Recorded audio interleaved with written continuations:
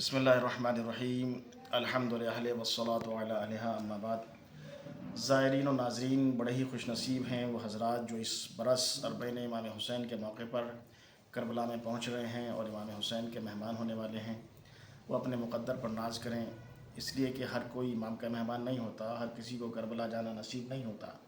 کربلا صرف وہ جاتے ہیں جن کے اندر تڑپ ہوتی ہے، اور تڑپ ہونے کے ساتھ ساتھ انہیں امام کی تائید حاصل ہوتی ہے کہ وہ ان کے مہمان ہو سکیں۔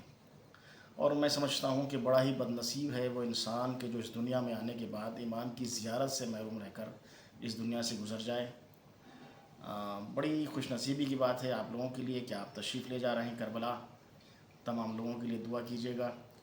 مگر عزیزوں اور ناظرین، بڑا فرق ہے دنیا کے دوسرے سیاحتی مقامات میں اور کربلا میں۔ کربلا سرزمین عشق و محبت ہے۔ دوسرے مقامات پر، دوسرے ملکوں میں جب ہم جاتے ہیں تو ہمارا مقصد صرف گھومنا پھرنا، سیر و تفریح ہوتا ہے، مگر کربلا سیر و تفریح کا مقام نہیں ہے، بلکہ کربلا ایک منزل عشق ہے، کربلا ایک مقام محبت ہے۔ کربلا میں ہماری روح کو شفا ملتی ہے، ہمارے ذہن و دل کو سکون ملتا ہے۔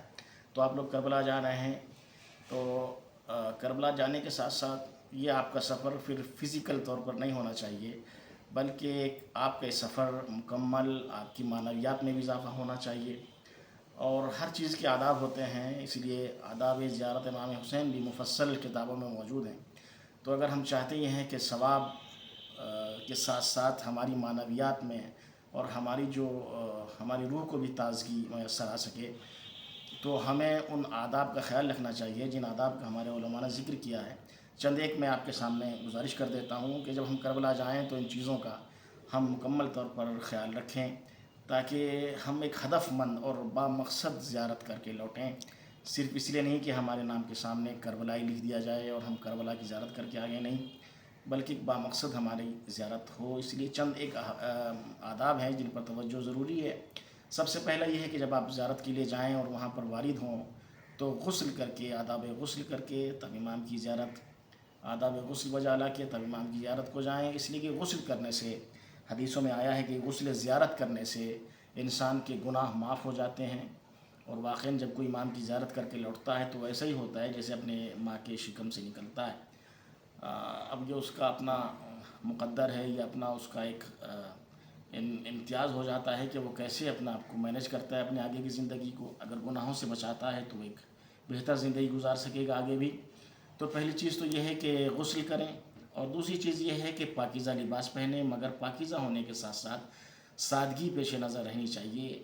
بہت وہ خوش رنگ کے لباس، یہ جو ہم اپنے شادی وغیرہ کے ماحول میں پہنتے ہیں، ہمارا ایسا لباس نہیں ہونا چاہیے، بلکہ ہمارا لباس ایسا ہونا چاہیے کہ ہمارے غمزدہ ہونے کے آثار ہمارے جسم کے ساتھ ساتھ، ہماری صورت شکل کے ساتھ ساتھ ہمارے لباس سے بھی آیا ہو کہ ہم غمزدہ ہیں۔ اسی کے ساتھ ساتھ تیسری اہم چیز وہ یہ ہے کہ جب آپ کربلا امام کے حرم میں زیارت کے لیے جائیں تو ایک عجیب کیفیت اور ہلڑ ہنگامے کے ساتھ نہیں، بلکہ باوقار اور بہت ہی احترام کے ساتھ امام کی خدمت میں پہنچیں، اس لیے کہ جب ہم اس دنیا میں بھی کسی عظیم شخصیت کے یہاں پر پہنچتے ہیں، جاتے ہیں، تو اپنے طور پر بڑے احترام اور سمٹ کے جاتے ہیں۔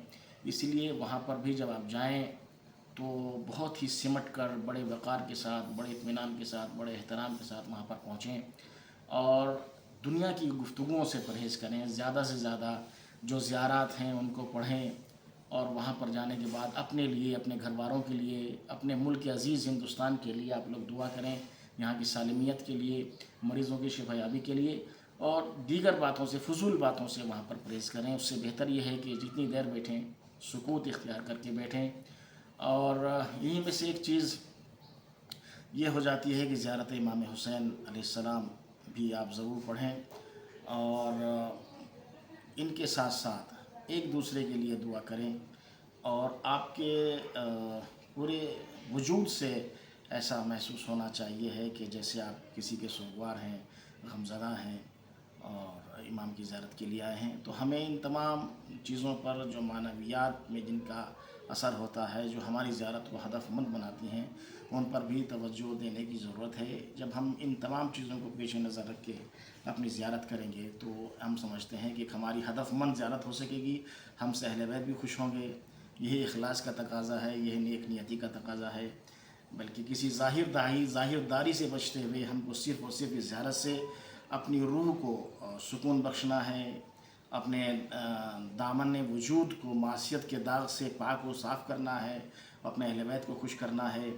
اس لیے اخلاص بھی بڑی اہم چیز ہے، اخلاص بھی بہت ضروری ہے، اور وہاں پر یہ بھی پیش نظر رہنا چاہیے زیارت میں ہر وقت کہ یہ کربلا کیوں رونما ہوئی، اس کا مقصد کیا تھا، امام کا مقصد کیا تھا۔ یہ ساری چیزیں وہ ہیں جن کی طرف میں نے آپ کو توجہ دلائی۔ اسی طرح اس میں سے جیسے آپ کربلا پہنچیں، امام کے حرم میں جانا چاہتے ہیں تو داہنا پیر رکھیں، یہ سارے وہ ظاہری اور باطنی چیزیں ہیں کہ جو آداب میں آتی ہیں اور ہماری معنویات میں اضافہ کرتی ہیں۔